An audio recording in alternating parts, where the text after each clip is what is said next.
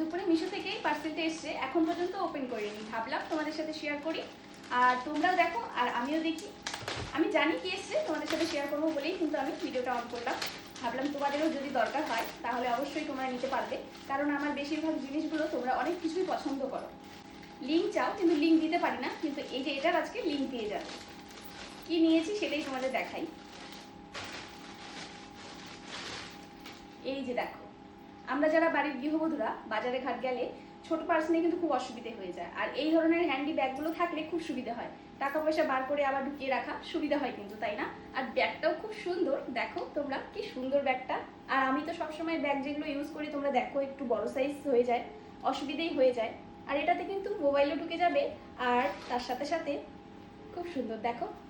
এই যে দেখো কি সুন্দর পার্স রেখে দিলাম। এই ধরনের পার্সগুলো নিয়ে কিন্তু বাজার করতে গেলে বেশিরভাগ অসুবিধা হয়, ঠিক কিনা বলো? আর আমি কিন্তু এই বেশিরভাগ টাইম এই ধরনের ব্যাগগুলো ইউজ করি। আর তার সাথে সাথে ফোনটাও এখানে ঢুকে গেল।